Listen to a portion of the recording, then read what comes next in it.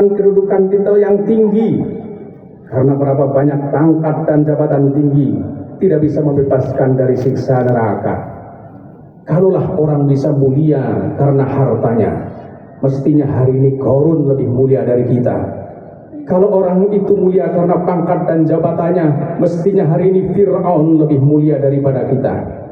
Nikmat terbesar kita hari ini adalah ketika kita diberikan amanah putra-putri yang soleh dan solihah, yang berakhlakul karimah dan senantiasa mendoakan kedua orang tuanya. Hadirin hadirat jamaah salat Idul Adha rahimakumullah. Di tengah keprihatinan melihat kebanyakan akhlak anak-anak kita sekarang ini, kita selaku orang tua harus optimis menatap ke depan.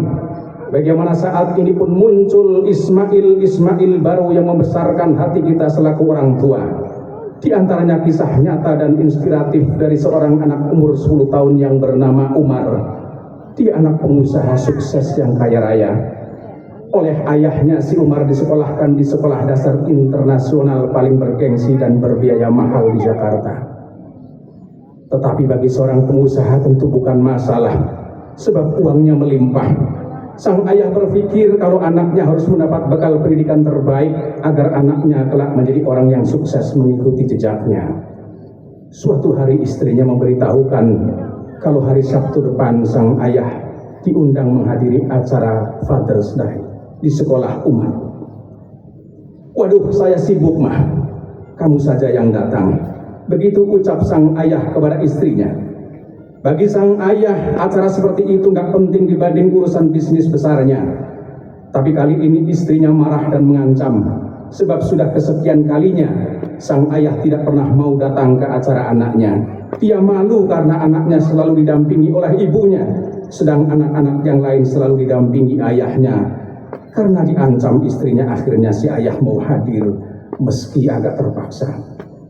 Father's Day adalah acara yang dikemas khusus, di mana anak-anak saling tunjuk kemampuan di depan ayah-ayahnya. Karena ayah Umar hadir dengan sangat terpaksa, maka ia memilih tempat duduk di paling belakang. Satu persatu anak-anak menampilkan bakat dan kebolehannya. Ada yang menyanyi, menari, membaca puisi dan lain-lain. Semua mendapat tepuk tangan dan sambutan yang hangat dari ayah-ayah mereka. Tibalah giliran Umar dipanggil gurunya untuk menampilkan kebolehannya. Ketika sudah berada di atas panggung, Umar berkata, "Ibu, bolehkah saya panggil Pak Arif?" Tanya si Umar kepada gurunya.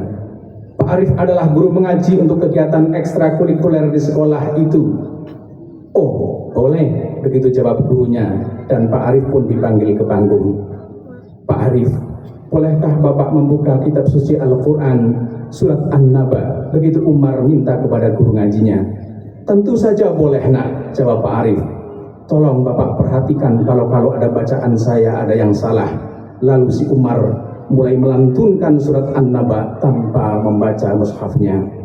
Semua hadirin diam terpaku mendengarkan bacaan si Umar yang mendayu-dayu, termasuk ayah si Umar yang duduk di belakang. "Stop, kamu telah selesai membaca 1 sampai dengan 5 dengan sempurna. Sekarang coba kamu baca ayat 9. Begitu kata Pak Arif yang tiba-tiba memotong bacaan Umar. Lalu Umar pun membaca ayat 9. "Stop, coba sekarang baca ayat 21, lalu ayat 33.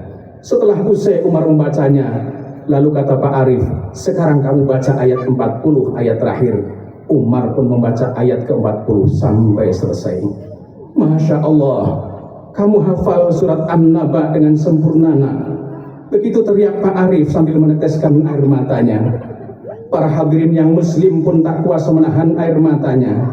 Lalu Pak Arif bertanya kepada Umar, "Kenapa kamu memilih menghafal Al-Quran dan membacakannya di acara ini, Nak?" Begitu tanya Pak Arif penasaran. "Begini Pak Guru, waktu saya malas mengaji dalam mengikuti pelajaran Bapak menegur saya sambil menyampaikan sabda Rasulullah SAW yang artinya, siapa yang membaca Al-Quran, mempelajarinya, dan mengamalkannya, maka dipakaikan mahkota dari cahaya pada hari kiamat. Cahayanya seperti cahaya matahari dan kedua orang tuanya dipakaikan jubah kemuliaan yang tidak pernah didapatkan di dunia." Keduanya bertanya, mengapa kami dipakaikan jubah ini? Dijawab, karena kalian berdua memerintahkan anak kalian untuk mempelajari Al-Quran. Pak Guru, saya ingin mempersembahkan jubah kemuliaan kepada ibu dan ayah saya di akhirat kelak. Sebagai seorang anak yang berbakti kepada kedua orang tuanya, semua orang terkesima dan tidak bisa membendung air matanya mendengar ucapan Umar.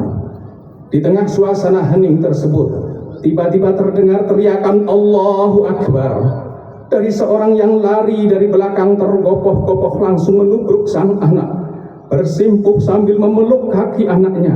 Ampun, maafkan ayah yang selama ini tidak pernah memperhatikanmu, tidak pernah mendidikmu dengan ilmu agama, apalagi mengajarimu mengaji, ucap sang ayah sambil menangis di kaki anaknya. Ayah menginginkan agar kamu sukses di dunia, nak. Ternyata kamu malah memikirkan kemuliaan ayah di akhirat kelak. Ayah malu, nak, ujar sang ayah sambil menangis terseduh-seduh karena merasa lalai dengan urusan akhirat dan lebih sibuk dengan urusan dunia. Allahu Akbar, Allahu Akbar, la ilaha illallah, wallahu akbar, Allahu Akbar walillahil hamd.